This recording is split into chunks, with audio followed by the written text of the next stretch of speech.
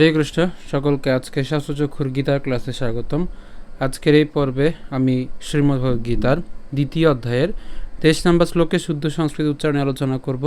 এর পূর্ববর্তী ভিডিওতে আমি এই অধ্যায়েরই 22 নম্বর শ্লোকে শুদ্ধ সংস্কৃত উচ্চারণে আলোচনা করেছিলাম। তো যারা পূর্ববর্তী ভিডিওটি দেখেননি, উপরের আই বাটনটি ক্লিক করে দেখে নিতে পারবেন। তো এখনও পর্যন্ত আপনারা যারা আমাদের এই শাস্ত্রচক্ষু চ্যানেলটিকে সাবস্ক্রাইব করেননি, কৃপা করে আমাদের এই শাস্ত্রচক্ষু চ্যানেলটিকে সাবস্ক্রাইব করবেন। এবং ইতিমধ্যে আপনারা যারা আমাদের এই শাস্ত্রচক্ষু চ্যানেলটিকে সাবস্ক্রাইব করেছেন তাদেরকে অসংখ্য ধন্যবাদ।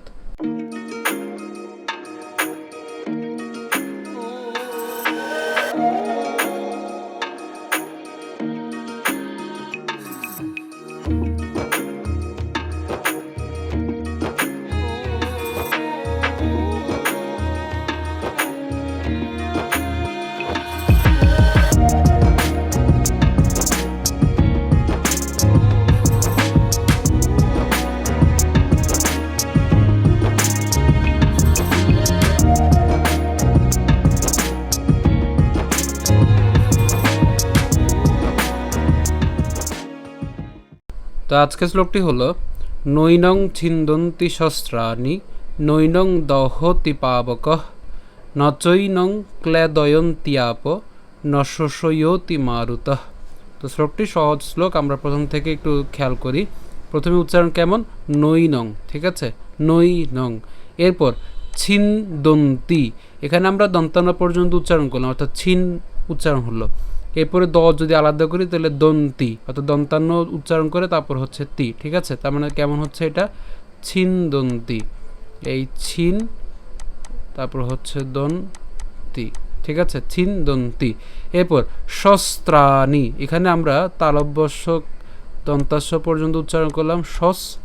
এরপর তৈরফল আকার যেটা রয়েছে এটাকে আমরা আলাদা উচ্চারণ করছি ত্রাণী, ঠিক আছে। নৈনং ছিন্দন্তি শস্ত্রাণি। এরপর নৈনং দহতি পাবকঃ, ঠিক আছে। আশা করি প্রথম লাইন আপনারা বুঝতে পেরেছেন। নৈনং ছিন্দন্তি শস্ত্রাণি নৈনং দহতি পাবকঃ।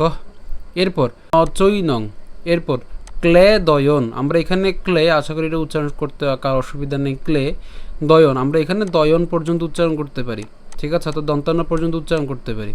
তাহলে কি থাকে? একটা ত থাকে এবং ইয়া, অর্থাৎ কেন ইয়া? কারণ জফলা আছে, জফলা উচ্চারণ আমরা জানি ইয়র মতো হয় এবং তার সাথে আকার আছে, তাহলে তিয়া, ঠিক আছে, তিয়া।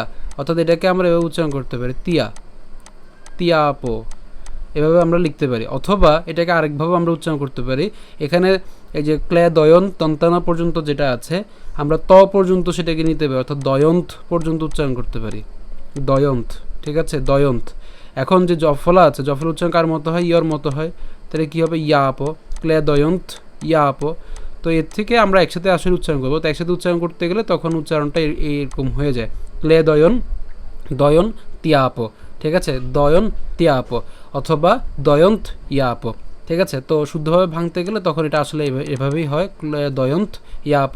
আর উচ্চারণ যখন একসাথে করতে যাবেন তখন সেক্ষেত্রে উপরের উচ্চারণটি করবেন, দয়ন তিয়াপ, ঠিক আছে। তো আমি দুইটি দেখিয়ে দিলাম, তবে পরবর্তী স্লাইডে আমরা যেটাকে ভাঙলে আসলে শুদ্ধভাবে হয় সেটা আমরা দিয়েছি, ঠিক আছে। মানে সাধারণত ভাঙলে যেটা হয়, কিন্তু একসাথে উচ্চারণ করতে গেলে তখন একসাথে উচ্চারণের ক্ষেত্রে এই উচ্চারণটা করবেন, ক্লেদয়ন ত্যাপ, ঠিক আছে। এরপর ন শোষয়তি, শোষয়তি মারুত, ঠিক আছে, ন শোষয়তি মারুত।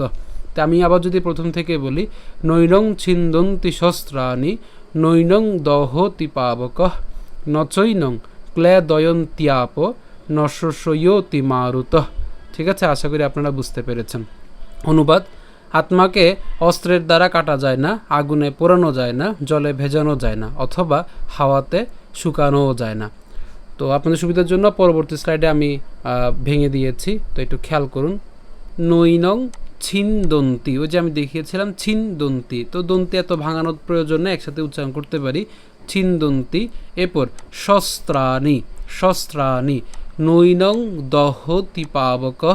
এরপর নচৈনং ক্লেদয়ন্ত, এই যে আমি বলেছিলাম ক্লেদয়ন্ত, তো হসন্ত পর্যন্ত উচ্চারণ করেছি। তাহলে কি থাকে? জফলার জন্য ইয় এবং যেহেতু আকার আছে তাহলে ইয়া এবং হচ্ছে পো, তাহলে ইয়াপ, ক্লেদয়ন্ত ইয়াপ ন শোষয়তি মারুত, ঠিক আছে। অথবা এই জায়গাটা উচ্চারণ করার জন্য কীভাবে বলেছিলাম? ক্লেদয়ন ত্যাপ, অর্থাৎ দয়ন পর্যন্ত উচ্চারণ করব, দয়ন পর্যন্ত উচ্চারণ করার পরে উচ্চারণের সুবিধার জন্য ত্যাপ উচ্চারণ করছি, ঠিক আছে? অর্থাৎ আমি এভাবে লিখে দিলাম ত্যাপ। তাহলে এখন আমরা যদি শ্লোকটি যদি শুরু করে পাঠ করি তাহলে কেমন হবে? নৈনং ছিন্দন্তি শস্ত্রাণি নৈনং দহতি পাবকঃ ন চৈনং ক্লেদয়ন্ত্যাপ ন শোষয়তি মারুতঃ। আমি আবার বলছি, নৈনং ছিন্দন্তি শস্ত্রাণি নৈনং দহতি পাবকঃ ন চৈনং ক্লেদয়ন্ত্যাপ ন শোষয়তি মারুতঃ। তো আজকে ভিডিও এ পর্যন্ত। যদি ভিডিওটি ভালো লেগে থাকে অবশ্যই ভিডিওতে লাইক দেবেন, বেশি বেশি করে কমেন্ট এবং শেয়ার করবেন। তো এখনও পর্যন্ত আপনারা যারা আমাদের এই শাস্ত্রচক্ষু চ্যানেলটিকে যারা সাবস্ক্রাইব করেননি, কৃপা করে আমাদের এই শাস্ত্রচক্ষু চ্যানেলটিকে সাবস্ক্রাইব করবেন, এবং ইতোমধ্যে আপনারা যারা আমাদের এই শাস্ত্রচক্ষু চ্যানেলটিকে সাবস্ক্রাইব করেছেন তাদেরকে অসংখ্য ধন্যবাদ। ধন্যবাদ সকলকে। হরে কৃষ্ণ।